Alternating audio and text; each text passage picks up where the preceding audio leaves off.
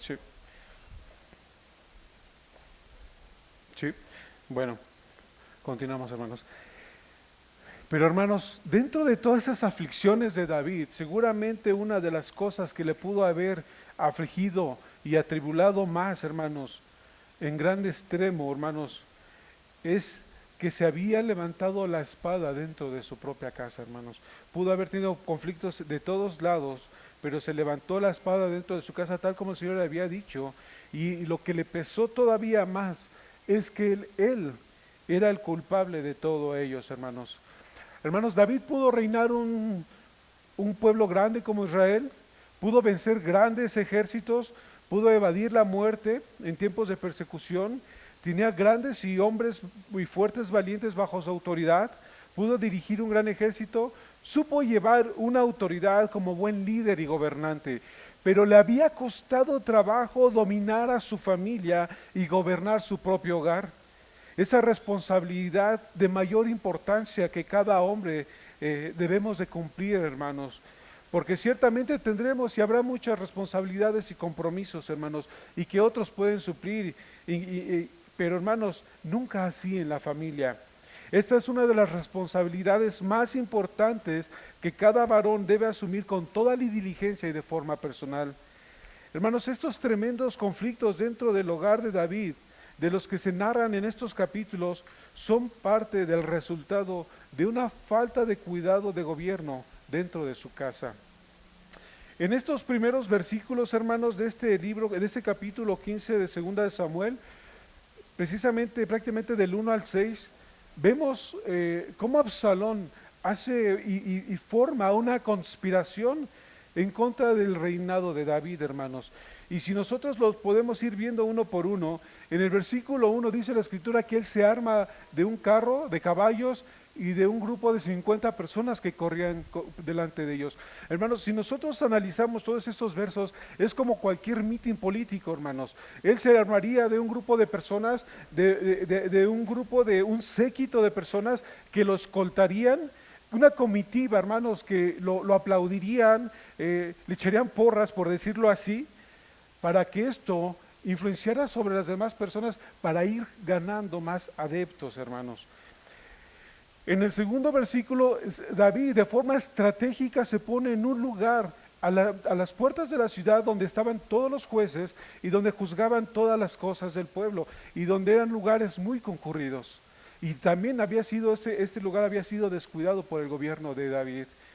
En el versículo 3, como todo buen político, hermanos, quería desprestigiar el gobierno de David, como diciendo, ¿no tienes quien te oiga de parte del rey? ¿No hay quien te atienda?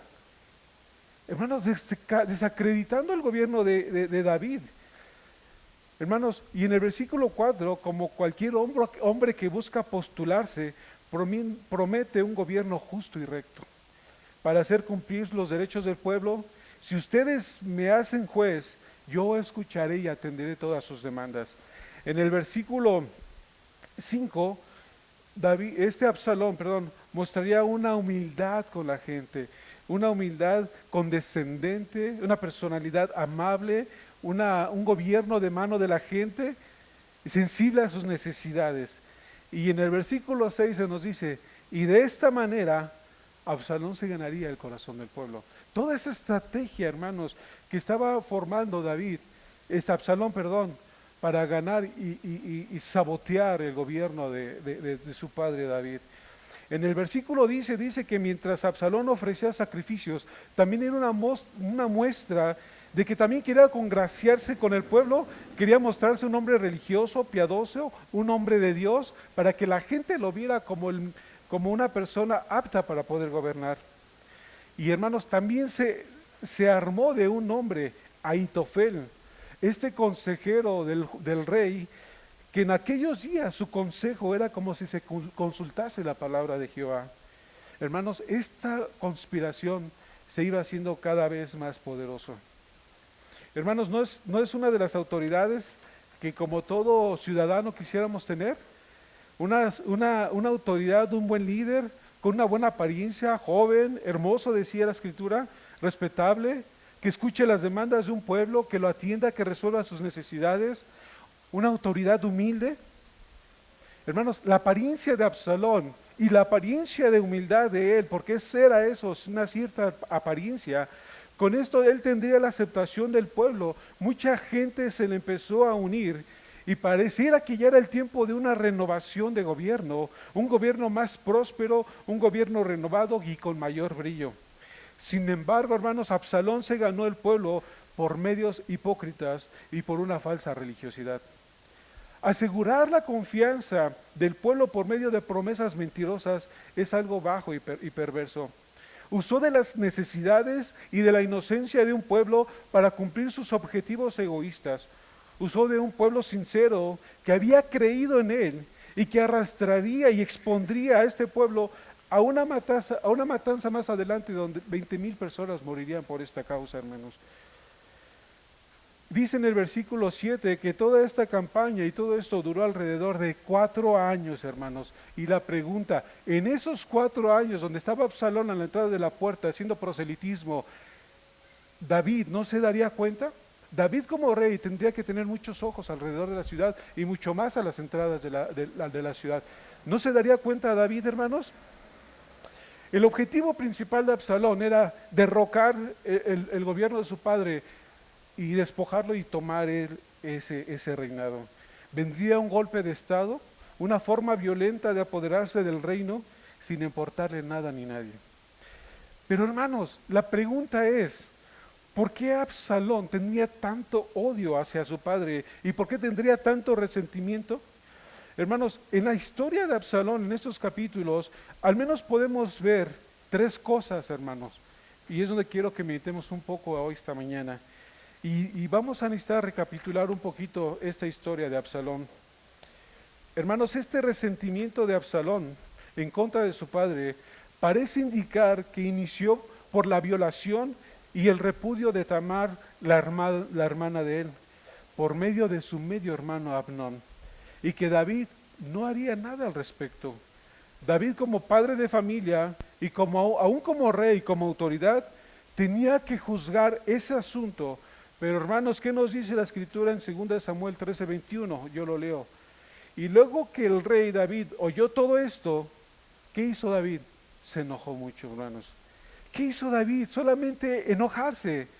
Lo que para Tamar y para Absalón era algo indignante, era algo deshonroso, era algo triste y humillante y aplastante para ellos, que demandaba justicia y juicio por ellos, mas sin embargo para el rey David, la máxima autoridad, no fue así, hermanos. Lo consideré un poco. David no confrontó el delito de Amnón. Hizo David poco por este agravio, por no decir, no hizo nada para castigarlo. Con esto David permitió que se gestara la ira y la indignación en el seno de su familia y sobre todo en Absalón. Esto permitió que Amnón creyera que su pecado no tendría repercusiones. Absalón vio sufrir a su hermana y que no tuvo ningún apoyo espiritual ni emocional de parte de su familia. Esto hizo más trágica e indignante esta historia.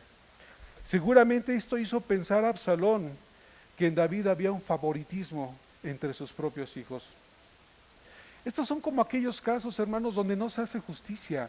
Y cuando cuando la gente está indignada y que no hay justicia y que no se procede con juicio, eso motiva a las personas a tomar la justicia por su propia mano. Y por otro lado, cuando no se ejecuta el castigo, el delincuente seguirá siendo de las suyas. Es por eso que Absalón decía en su campaña política, en el verso 3, mas no tienes quien te oiga de parte del rey. Él tenía argumentos para decir que del rey no había quien lo escuchara, hermanos. Ese lugar de juez estaba descuidado aún dentro de su casa, y son de las cosas que pudieron haber amargado el corazón de Absalón. Una segunda cosa que más alimentaría este resentimiento, lo vemos en 2 Samuel capítulo 13, versículo 24 y 25, hermanos.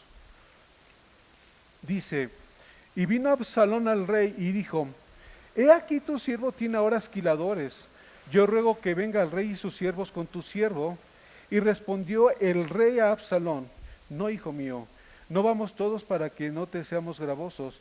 Y aunque porfió con él, no quiso ir, mas le bendijo. Hermanos, vemos el desplante de David a una invitación de Absalón y la poca importancia de involucrarse en las cosas de sus hijos. David no consideró la invitación de Absalón. Hermanos, lo que para Absalón era algo importante, para David no lo fue. Hermanos, y aunque este detalle, si lo vemos así a golpe de vista, pudiera ser poco significativo, como veces, bueno, no le veo gran problema en que no haya asistido. Hermanos, pero para un corazón que ya venía resentido, cualquier desplante puede ser de mucho efecto en el corazón de estas personas. Esto es verdaderamente desanimante y hacen en los hijos tener prejuicios en contra de los padres. Hasta este momento, hermanos, ya habían pasado 2 años de la violación de Tamar y aparentemente todo seguía de manera normal y que ya todo había pasado, hermanos, pero menos en el corazón de Absalón. Al contrario, fue tiempo suficiente para albergar más resentimiento y hacer crecer esa raíz de amargura y odio y para poder planear su venganza. Y otra tercera cosa más, hermanos, y la gota que derramaría el vaso, y que le dio tiempo suficiente para albergar demasiada amargura y maquinar su plan. Y lo vemos en 2 de Samuel, hermanos, capítulo 14, verso 18, y dice así la escritura: y estuvo Absalón por espacio de 2 años en Jerusalén, y no vio el rostro del rey. Después de que hacen regresar a Absalón a Jerusalén por su exilio, por haber matado a su hermano, no vio para nada, absolutamente nada, el rostro del rey. Por 2 años, David se niega a ver a su hijo. Absalón es privado de la gracia y de los privilegios de ser hijo del rey. Absalón es exiliado dentro de su propia casa. Esto irritaría todavía más el corazón de Absalón, al saber que en la casa real estaban todos disfrutando de la mesa real y de los privilegios del rey, menos él. Él se sintió excluido y esto haría un espíritu más irritable y de mayor amargura. Y tiempo suficiente, reitero, para maquinar su plan. Absalón fue paciente, pero al fin explota y manda a quemar, como lo vimos la semana pasada, los campos de Joab para llamar la atención, ya que nadie le hacía caso. Hermanos, como cualquier hijo berrinchudo que va a hacer todo lo posible para ser escuchado. Al fin se presenta delante del rey en 2 de Samuel 14, al final, 32 y 33, dice: y Absalón respondió a Joab: he aquí yo he enviado por ti diciendo que vinieses acá con el fin de enviarme al rey para decirle: ¿para qué vine de Jesús? Mejor me fuera estar aún allá. Vea yo ahora el rostro del rey, y si hay en mí pecado, máteme. Vino pues Joab al rey y se lo hizo saber. Entonces llamó a Absalón, el cual vino al rey e inclinó su rostro a tierra delante del rey. ¿Y qué hizo el rey, hermanos? Lo besó, hermanos. Hermanos, para una persona que está bajo autoridad, este beso o esta muestra de perdón, ¿sería lo adecuado? Hermanos, no fue lo adecuado. David lo que estaba haciendo era que curar la herida con liviandad.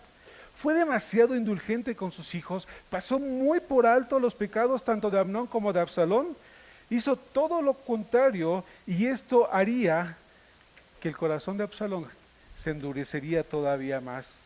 Como dice el Proverbio 27:6, fieles son las heridas del que ama, pero inoportunos los besos del que aborrece. Hermanos, eso fue una realidad.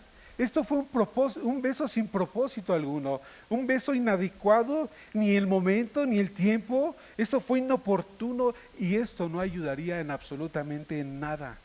Por eso dice en Eclesiastés 8:11, por cuanto no se ejecuta sentencia sobre la mala obra, el corazón de los hijos de los hombres están ellos dispuestos para hacer el mal. Por cuanto no se ejecuta. ¿Qué es lo que estaba pasando en Absalón? No se ejecutó castigo sobre su mala obra. Entonces, ¿cuál es el resultado de ellos? El corazón de los hombres está en ellos dispuesto a hacer el mal. No curó nada, eso no ayudó absolutamente en nada. Todo lo que hemos visto, en nada pudo haber ayudado a Absalón a corregir su corazón, hermanos. David no ejecutó sentencia en ninguna mala obra de sus hijos. Él dejó que el tiempo sanara. Como cualquier padre que quiere evitar o evadir la disciplina de sus hijos, reprime la disciplina, quiere evadir la responsabilidad. Hermanos, pero dice la Escritura, fieles son las heridas del que ama. Una buena disciplina, hermanos, hubiera sido la mejor manera de mostrar amor y traería consigo un buen resultado. Hermanos, no fue cosa sencilla, hermanos. Absalón había matado a su medio hermano, como para darle y recibirlo así con un beso. Pensaría David que ya con aplicarle la ley del hielo por 2 años y dejarlo que meditara 2 años ahí encerrado, que pensaba que con eso iba a calmar esto, en ninguna manera, hermanos. Y una última cosa, hermanos, dentro de esto, hermanos, la campaña que Absalón duró más de 4 años. Hermanos, y la pregunta que hicimos al principio, ¿David no se dio cuenta? Hermanos, el problema aquí, hermanos, se agrava de que David sí seguramente se dio cuenta, pero el problema fue de que David dejó a Absalón que su orgullo y su soberbia fueran alimentándose día tras día durante todo este tiempo. Y más cuando la gente se le iba acumulando, imagínate la soberbia y el orgullo en la cual él empezó a envanecerse y que se llenó del séquito y que toda la gente lo estaba adulando. Hermanos, en ningún momento se ve que David refrena esto o hace algo. Hermanos, hay un problema muy común entre los padres, que lejos de reprimir el orgullo de los hijos, muchas veces terminamos alimentando el orgullo, lo estimulamos y contribuimos a eso. Como padres a veces caemos en un estado de complicidad. Nosotros mismos contribuimos e influimos mucho en el carácter de los hijos, hermanos. A veces alimentamos tanto esa soberbia y qué gran error, hermanos, y qué gran daño hacemos a nuestros hijos a formar ese orgullo, hermanos. Hubo un joven hace tiempo, hermanos, este jovencito era un joven muy nerd, por decirlo así, un joven muy estudioso, y era siempre adulado por los padres y por la familia, y el joven empezó a inflatuarse, hermanos, y se la creyó tanto, hermanos, que incluso tuvo problemas dentro de la escuela por falta de sometimiento a la autoridad. Su problema ya no era el aprendizaje, su problema era el carácter, el comportamiento.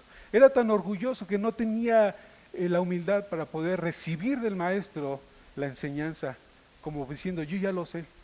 Hermanos, eso es el orgullo que como padres muchas veces alimentamos, hermanos. Y cuando estos jóvenes que son motivados al orgullo, cuando viene un fracaso a sus vidas, no lo pueden soportar, no lo pueden soportar. Hermanos, una pequeña aplicación para nosotros, dice la Escritura, y vosotros padres, no provoquéis a ira a vuestros hijos, sino criadlos en disciplina y amonestación del Señor. David provocaría a Absalón a ser demasiado indulgente, tolerante y evitar la disciplina y la amonestación. En ningún momento se ve que David reprendiera a sus hijos por esas vilezas que habían hecho. David debía tratar este asunto con prudencia y sabiduría del Señor, bajo la corrección apropiada y con el conocimiento del deber que Dios exige. Hermanos, esa disciplina a veces es un deber que muy frecuentemente es descuidado por los padres. Se va de la responsabilidad de disciplinar a los hijos y aún hasta los que profesamos la fe del Evangelio. Muchos podemos errar en esto, hermanos, y poner a los hijos aún en contra de la fe y obediencia al Evangelio, y al hacerlo de la forma ligera o demasiado rígido, en lugar de llevarlos al Señor, terminamos alejándolos.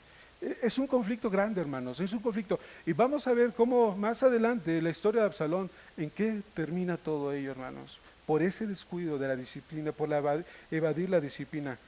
Hermanos, siempre consideremos las necesidades de nuestros hijos, seamos justos, no debemos de ser demasiado permisivos ni demasiado indulgentes. Hermanos, no debemos ser demasiado duros. Aprendamos, busquemos sabiduría. Hay mucho material en los padres para poder aplicar las cosas como el Señor demanda. No los provoquemos a la amargura ni a la ira, más bien disciplinarlos, amonestarlos, pero como el Señor ha ordenado. No según tu prudencia, no según los consejos. Dios es fiel, la Escritura es la que nos enseña, hermano. Nosotros debemos someternos a lo que la palabra nos enseña, ¿sí? Por eso dice el Proverbio 17:21, el que engendra al insensato, para su tristeza lo engendra, y el padre del necio no se alegrará. Absalón, fueron la tristeza, la desdicha de David, la deshonra y la vergüenza de la familia, hermanos. ¿Cómo es posible, hermanos, que David pudo haber soportado, hermanos, que se haya levantado su propio hijo en contra de él? Dice, porque no me afrentó un enemigo, lo cual lo hubiera soportado, ni se alzó contra mí el que me aborrecía, porque me hubiera ocultado de él, sino tú, hombre, al parecer íntimo mío, mi guía y mi familiar, que juntos comíamos dulcemente los secretos y andábamos en amistad en la casa de Dios. ¿Te podrías imaginar, hermanos, cómo golpearían el corazón de David, su hijo Absalón, su jovencito, cuando comían juntos, cuando practicaban, cuando participaban, y de repente ese hombre vuelve su enemigo? Hubiera soportado que hubiera sido cualquier otro, hermanos, pero lo triste y lo más desagradable fue que se levantó su propio hijo, hermanos. Qué deshonra para la familia, pero qué también blasfemia para el nombre de Dios. Aquí vamos a pasar a nuestro segundo punto rápidamente, hermanos, y es algo que debemos de recordar, hermanos. Un deficiente trabajo en la disciplina y en la educación de los hijos de parte de los padres, escuchen, nunca justifica ni quita la responsabilidad de los hijos. Absalón era como una bestia salvaje, hermanos, que quería levantarse en contra de su padre. Había llegado al límite de su rencor por David, al punto de estar organizando una emboscada para matarlo, hermanos. Ya no era tanto el reino, ya era algo personal en contra de él. Pero hermanos, nada de lo que hizo David como padre sería pretexto para la perversa maquinación de su hijo. Nada justifica a un hijo para levantarse en contra de sus padres, absolutamente nada, porque la ley lo dice. Honra a tu padre y a tu madre para que tus días se alarguen en la tierra que Jehová tu Dios te da. Los hijos deben honrar, hermanos, los hijos deben respetar, deben de cuidar. Hermanos, no importa lo que sean los padres, esta es nuestra responsabilidad. Por eso nuestro Señor Jesús vuelve a tomar esas palabras, y porque así dice, porque Dios mandó diciendo, honra a tu padre y a tu madre, y el que maldiga al padre o madre, muera irremisiblemente, muera irremisiblemente. Es la ley de Dios, es un mandamiento. ¿Por qué es mandamiento, hermanos? Porque son cosas que cuestan trabajo a veces poner en práctica. Cuesta trabajo, hermanos, pero por eso es mandamiento. Dios lo puso dentro de la ley. Honra a tu padre y a tu madre. Hermanos, y el que maldiga a padre o madre, aquel que levante una palabra, profira palabras, tanto externas como en el corazón, hermanos, muera irremisiblemente. Irremisiblemente es que muera sin perdón. No hay excusa, no hay nada que puedas hacer. Absalón pudo haber sido perdonado por la muerte de su hijo, de su hermano, pero levantarse en contra de su padre, jamás.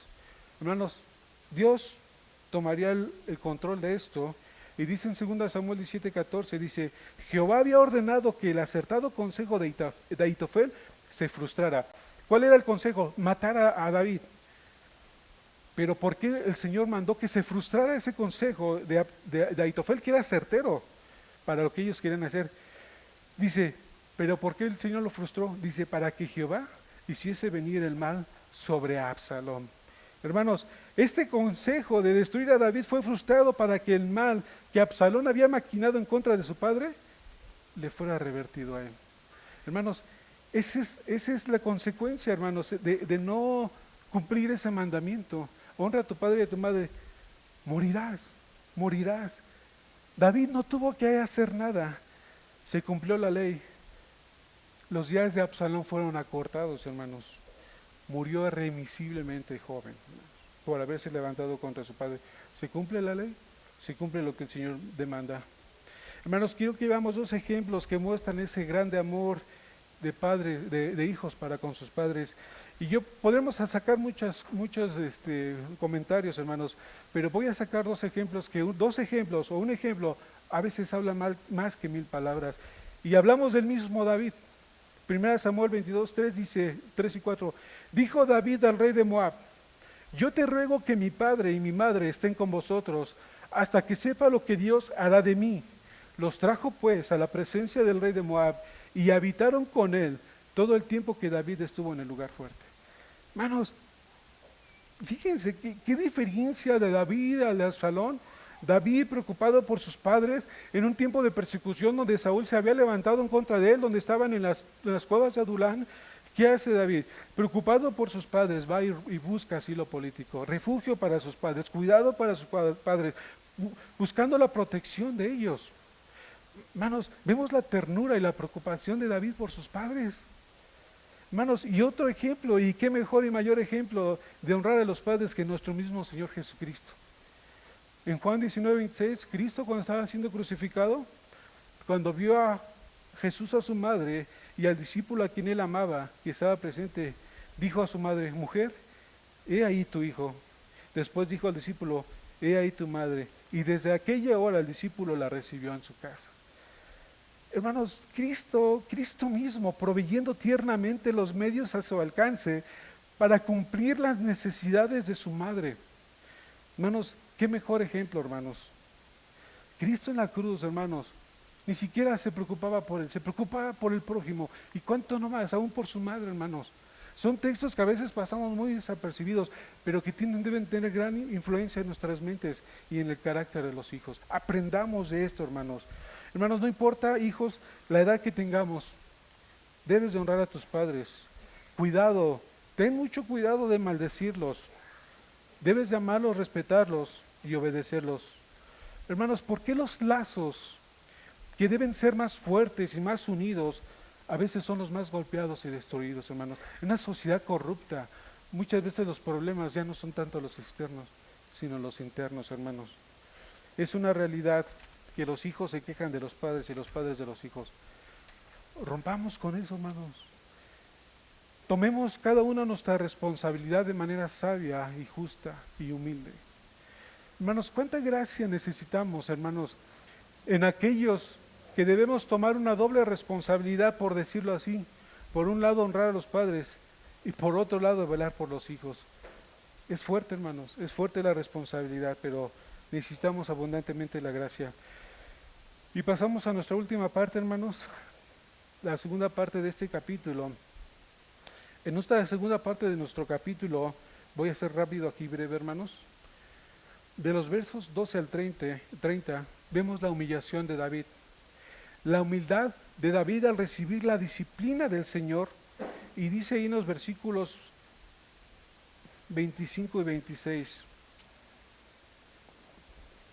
Pero dijo el rey a Sadoc: vuelve el arca de Dios a la ciudad, y si yo hallare gracia ante los ojos de Jehová, él hará que vuelva y me dejará verla y a su tabernáculo. Y si dijere: no me complazco en ti, aquí estoy, haga de mí lo que bien le pareciera. Hermanos, qué palabras de David, hermanos. O sea,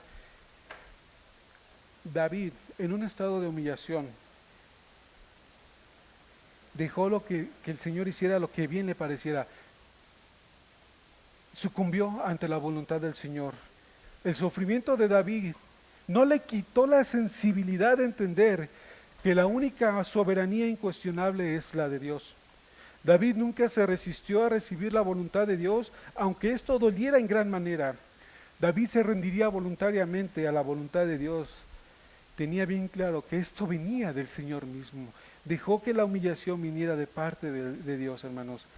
Y luego dice adelante en el versículo 30, hermanos, dice: y David subió la cuesta de los olivos y la subió llorando, llevando la cabeza cubierta y los pies descalzos.